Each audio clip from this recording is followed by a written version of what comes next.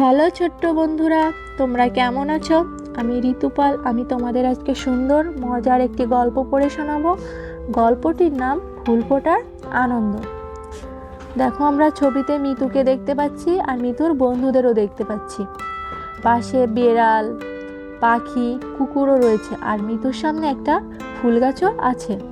দেখো, মিতু বারান্দায় মন খারাপ করে বসে আছে, কি যেন ভাবছে।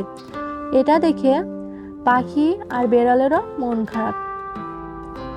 মিতু সারাদিন কি যেন ভাবে, কাউকে কিছু বলে না। তা দেখে তার বন্ধু পাখি আর বিড়ালেরও মন খারাপ।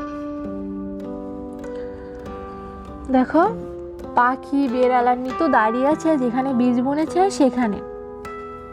সে একটা বীজ বুনেছে, বীজ থেকে কখন চারা বের হবে, কখন গাছ দেখবে, তাই নিয়ে ভাবছে মিতু। দেখো, মিতু, বেড়াল আর পাখি শুয়ে আছে যেখানে চারা বুনেছে সেখানে। একদিন গেল, দুদিন গেল, কিন্তু চারা তো বের হয় না। এদিকে মিতুর দিনও আর কাটে না।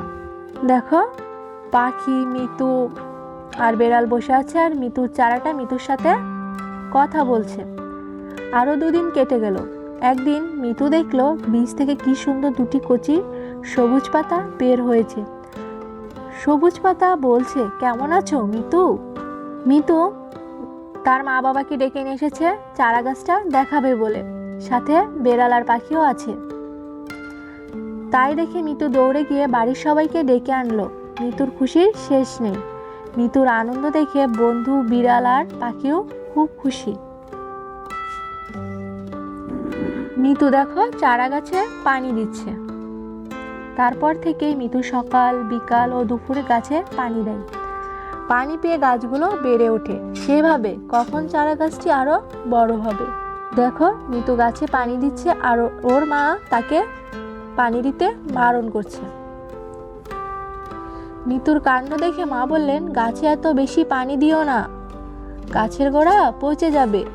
মিতু মায়ের কথা শুনে মন খারাপ করে বসে আছে। মিতুর মাও বসে আছে আর পাখি ও বেড়ালেরও বসে আছে। মায়ের কথায় মিতু ভয় পেয়ে গেল, তাই সে পানি দেওয়া কমিয়ে দিল। এমনি করে বেশ কদিন কেটে গেল। দেখো, মিতু এখন অনেক খুশি আর পাখি আর বেড়ালেরও খুশি, কারণ মিতুর গাছে ফুল ফুটেছে। হঠাৎ একদিন ভোরে মিতু দেখে, এ কি, গাছে দেখি ফুল ফুটেছে। মিতুর আনন্দ দেখে কে? দেখো, মিতুর সাথে মিতুর বন্ধুরা এসেছে, পাখি, বেড়াল, কুকুরও এসেছে। মিতুর খুশিতে বন্ধুদের ডেকে আনলো। বলল, দেখ দেখ, আমার গাছে কি সুন্দর ফুল ফুটেছে। আজকের গল্প এখানেই শেষ করছি। আশা করি গল্পটি পড়ে তোমাদের ভালো লেগেছে এবং আমাদের চ্যানেলে আরও অনেক গল্প আপলোড করা হবে। তো চ্যানেলটি সাবস্ক্রাইব করে আমাদের পাশেই থেকো।